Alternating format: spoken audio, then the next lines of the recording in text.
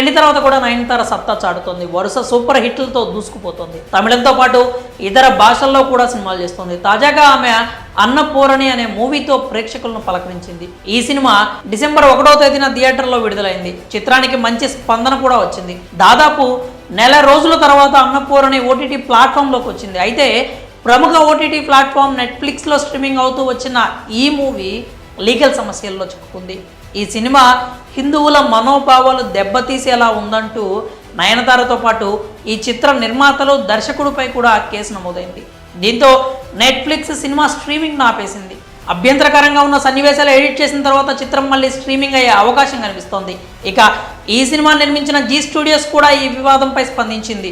బ్రాహ్మణులకు బహిరంగంగా క్షమాపణలు చెప్పింది. ఈ మేరకు ఓ క్షమాపణ లేఖను కూడా విడుదల చేసింది. హిందువుల మనోభావాలను దెబ్బతీయడం తమ ఉద్దేశం కాదని ఆ లేఖలో పేర్కొంది. కాగా ఈ సినిమాకు ప్రముఖ తమిళ దర్శకుడు నీలేష్ కృష్ణ దర్శకత్వం వహించారు.